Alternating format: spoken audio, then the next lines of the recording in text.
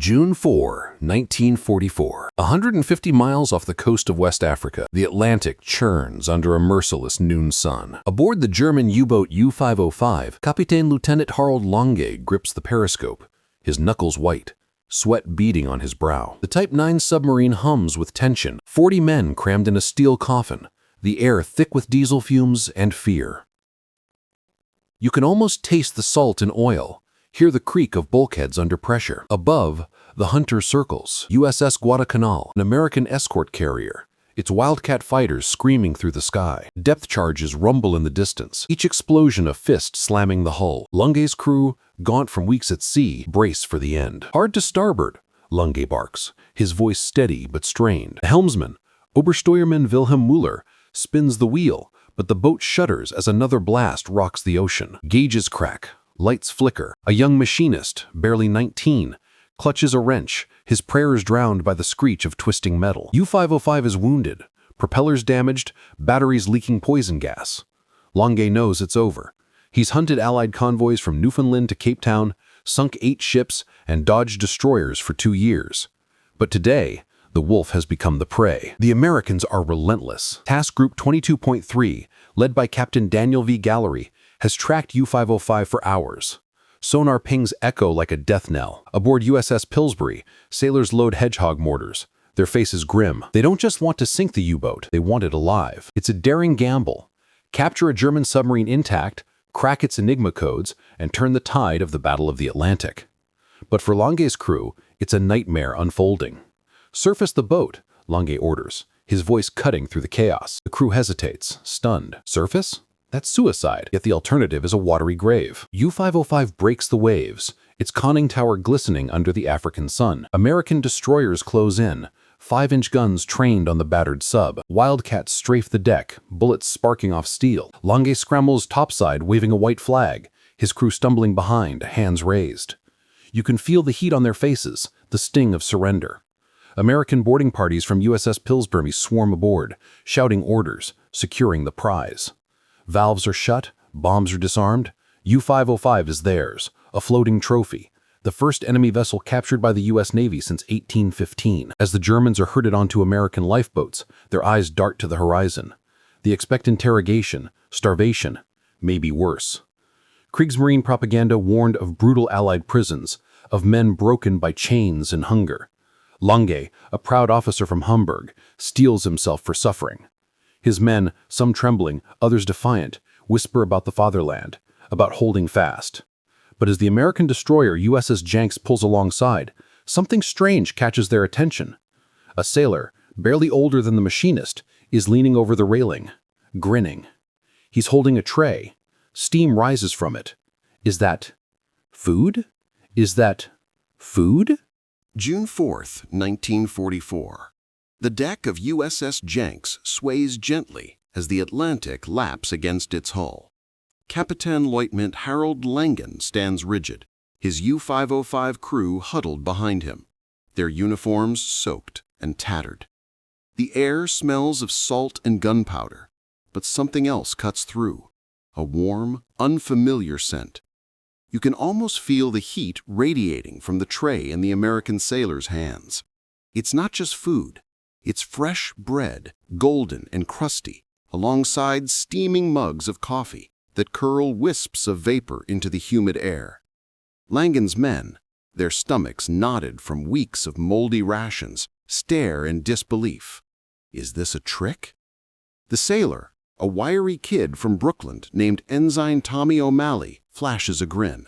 "Chow time, fellas," he says, his accent jarring to German ears. He gestures to a folding table, where mess stewards lay out plates of roast beef, mashed potatoes, and, impossibly, ice cream, glistening in tin bowls. The U-boat men, some as young as 17, exchange glances. Obersteuermann Wilhelm Müller, his face gaunt from months underwater, mutters to a comrade, "This is propaganda. They'll starve us later." But hunger wins. Hesitant at first, they shuffle forward, hands trembling as they grip forks. The first bite hits like a revelation, savory, warm, real. For men used to stale bread and tinned sardines, it's a miracle. Langan, ever the officer, keeps his composure, but his eyes betray him.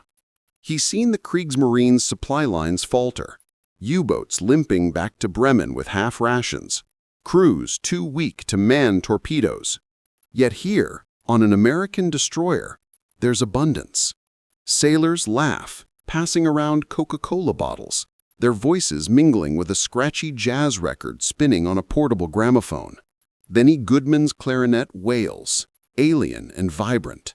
A young machinist, Lieutenant Carl Weber, pauses mid-bite, the music washing over him. In the flickering light of the ship's lanterns, he whispers to Mueller, "How do they have this? How can they afford to live like this?" The Americans don't stop at food. Clean blankets are handed out, cigarettes offered freely. Camels, not the bitter ersatz tobacco Germans know. A medic, Lieutenant James Carver, kneels beside a wounded U-505 crewman, dressing a shrapnel cut with care. No interrogation, no chains, just kindness? Langan's mind races. He's heard Goebbels' broadcasts, tales of American decadence, of a soft nation unprepared for war. But this isn't softness. This is strength. Resources so vast they can feed enemies like friends. You can sense the shift in the crew's eyes, from defiance to doubt. If America can spare this for prisoners, what hope does Germany have? As night falls, the Germans are escorted below decks to a makeshift brig. It's no dungeon. Clean bunks, electric lights, even a fan, humming softly. Mueller, still clutching a half-eaten roll, murmurs to Langan, "Kapitan, this isn't a prison. It's a palace." Langan nods, his jaw tight. He's thinking of the Enigma machine left aboard U-505, now in American hands. He's thinking of the fatherland, of shipyards strained to breaking. But most of all, he's thinking of that jazz record, its carefree notes echoing in his mind. What kind of nation fights a war with music and ice cream? And how can Germany possibly defeat it? June 5, 1944. Dawn breaks over the Atlantic, painting the horizon gold as USS Jenks steams toward an American port. Below decks, Kapitan Lieutenant Harald Lange sits on a bunk. His U-505 crew sprawled across the brig, some dozing, others staring blankly at the steel walls. The air hums with the ship's engines, but it's the silence among the men that weighs heaviest. You can almost hear their thoughts, churning like the ocean outside. Yesterday's meal, roast beef, ice cream, that impossible jazz, lingers in their minds, not as comfort, but as a taunt. How can a nation so rich in resources be beaten? Lange's second-in-command, Obersteuermann Wilhelm Mueller, leans against a bulkhead, rolling an unlit Camel cigarette between his fingers. He hasn't smoked it, won't give the Americans the satisfaction, but he can't throw it away either. "Captain," he whispers, low enough that the others won't hear, "this isn't just food, it's a message." Lange nods, his eyes fixed on the floor. He's replaying the capture, the moment U-505 surfaced, the Wildcats buzzing overhead. He's thinking of the Enigma machine, its rotors now in Captain Daniel V. Gallery's hands. But more than that, he's thinking of the American sailors, fed, rested, laughing. The Kriegsmarine's wolf packs are starving, their boats rusting in Brest. What chance do they have? The crew stirs as footsteps echo down the corridor. Ensign Tommy O'Malley appears, tray in hand, this time with pancakes and syrup, the sweet aroma filling the brig. A few Germans scoff, pride holding them back, but others lunge forward, hunger overriding shame. Lieutenant Carl Weber, the young machinist, takes a plate, his hands shaking. He's 19, drafted from a Hamburg shipyard, and hasn't tasted anything like this since before the war. As he eats, he catches O'Malley humming a tune. Glenn Miller, In the Mood. Weber's eyes flicker with something new, not just awe, but fear. He's not even trying, he mutters to a bunkmate. This is just normal for them. Longa watches his men, his chest tight. He's seen morale crack before, crews mutinying in 1943, U-boats scuttled to avoid hopeless patrols. But this is different. This isn't exhaustion, it's realization. The Americans don't just have food or music. They have factories churning out destroyers, shipyards spitting out carriers, farms feeding millions. Germany's ration cards and synthetic oil can't compete. Mueller leans closer, his voice urgent. Captain, if their prisoners eat like this, what do their soldiers get? What do their cities look like? Lunga doesn't answer. He doesn't need to. The question hangs like a guillotine. As the day wears on, the crew is allowed on deck for air, under guard, but unrestrained. The Atlantic stretches endless, and USS Jenks cuts through it with ease, its crew bustling with purpose. A radio man, Seaman First Class Eddie Carter, chats with a gunner, joking about a baseball game back home. The Germans, squinting against the sun, catch fragments of the conversation, words like Detroit and World Series. It's trivial, absurd, yet it cuts deep. These men aren't just fighting a war, they're living lives.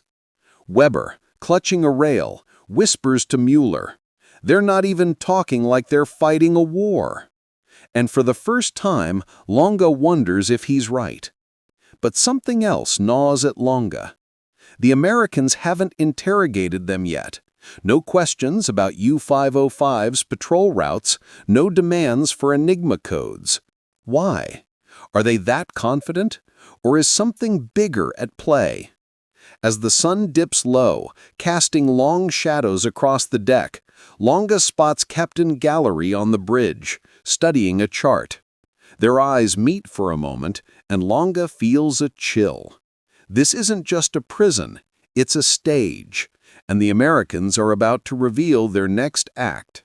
June 6, 1944. The Atlantic rolls under a steel-gray sky as USS Jenks steams steadily westward. Captain Lieutenant Harald Lange stands on the destroyer's deck, his U-505 crew scattered nearby. Their faces a mix of exhaustion and unease. The wind carries the tang of salt and the faint hum of a jazz record drifting from the crew's mess. Artie Shaw's Begin the Begin, its notes jarringly cheerful. You can feel the tension in Lange's shoulders, the weight of surrender pressing harder with every mile. His men, once the Kriegsmarine's wolves, now shuffle like ghosts, their eyes darting to the American sailors who move with purpose, their laughter a stark contrast to the German silence. Below decks, the hospitality continues, relentless and unnerving. Breakfast was eggs and bacon, served with orange juice, actual juice, not the watery ersatz swill of German canteens. Obersteuermann Wilhelm Müller, nursing a mug of coffee, mutters to Lieutenant Karl Weber, "This isn't a ship. It's a damn hotel." Weber, his youthful face etched with worry, nods, but doesn't reply. He's still reeling from the sight of American sailors casually sharing comic books, their pages filled with garish heroes and villains. To men raised on Goebbels' tales of a crumbling America, this abundance feels like a lie. But the truth is worse. It's real. Lange's mind churns. He's noticed the absence of interrogations, the lack of threats. Instead, the Americans watch, their eyes sharp, but their words light. Ensign Tommy O'Malley, the Brooklyn kid, lingers nearby, tossing a baseball between his hands. "You fellers ever play?" he asks, grinning at Weber. The young mechanist shakes his head, confused. Play? In a war? Lange's suspicion grows. This isn't kindness, it's strategy. The food, the music, the casual chatter, it's all designed to break them, to show them what Germany can't match. You can almost see the realization flicker in his eyes. The Americans aren't just fighting a war, they're showcasing a way of life. Captain Daniel V. Gallery appears on deck, his presence commanding, but not cruel. He's the architect of U-505's capture, the man who risked his ships to seize a U-boat intact. Longhi studies him, noting the easy confidence, the way his men snap to attention without fear. Gallery's plan is bigger than a single submarine. The Enigma machine, now locked in a safe aboard USS Guadalcanal, could unlock German naval codes, cripple the wolf packs, and save thousands of Allied lives. But Gallery knows the crew is a prize too. Not for their secrets, but for their minds. Show them America's strength, and they'll carry that dread back to Berlin. As evening falls, the Germans are ushered to a mess hall for dinner. Meatloaf, green beans, and apple pie. The kind of meal their men hadn't seen since peacetime. A projector flickers to life, screening a newsreel. It's not propaganda, not exactly. It shows American factories, conveyor belts spitting out M4 Shermans, shipyards launching Liberty ships in days. The narrator's voice booms. This is the arsenal of democracy. Mueller's pork pauses midair. Weber's eyes widen. Longhi clenches his jaw. The numbers are staggering. 10,000 planes a month, 2,000 tanks, 50,000 jeeps. Germany's factories, bombed and overstretched, can't dream of this. The room feels smaller, the air heavier. A sailor switches the reel to a Hollywood cartoon. Bugs Bunny outwitting a hunter. The Americans laugh, but the Germans sit frozen. Weber whispers to Mueller, "They're showing us their world." Why? Longhi overhears, his mind racing. It's psychological warfare, subtle but brutal. The Americans want them to feel small, to doubt the fatherland's promises, and it's working. Mueller, the hard-bitten veteran, stares at his plate, his voice low. "Capitan, if this is their navy, what's waiting on land?" Longhi doesn't answer. He's picturing POW camps, imagining barbed wire and starvation. But after this, can he be sure? What if the camps are just as impossible? As the men are led back to the brig, Longhi catches Gallery's eye again. The American nods, almost imperceptibly. It's not a taunt, it's a challenge. Longhi's heart sinks. The war isn't just on the seas or in the skies. It's in their minds now, and America is winning. June 10th, 1944. The Louisiana sun beats down on Camp Ruston, a sprawling POW compound hidden in the piney woods of the American South. Captain Lieutenant Harold Longa steps off a transport truck, his U-505 crew trailing behind, their boots sinking into the red clay. The air is thick with humidity, laced with the scent of pine and something sweeter, freshly baked cornbread from the camp kitchen. You can almost feel the heat on their sunburned faces, the weight of uncertainty in their steps. Barbed wire glints in the distance, but the guards, rifles slung casually, don't snarl or shove. Instead, they nod, almost friendly. Longa's stomach twists. What is this place? The Germans shuffle into the camp, expecting the grim pens of Kriegsmarine propaganda, starvation, beatings, despair. Instead, they're met with rows of clean barracks, each with electric lights and screened windows to keep out mosquitoes. A mess hall looms ahead, its doors open, spilling the aroma of fried chicken and collard greens. Obersteuermann Wilhelm Müller, his eyes narrowed, whispers to Longa, "Capitan, this can't be real. It's another trick." But Lieutenant Karl Weber, the young machinist, stares wide-eyed at a group of Italian POWs playing soccer on a grassy field, their laughter echoing. Soccer? In a prison? A guard, Sergeant Roy Thompson from Alabama, hands out Red Cross parcels, soap, razors, even chocolate bars. "Y'all get settled," he drawls, tossing a pack of Lucky Strikes to Mueller. The veteran catches it instinctively,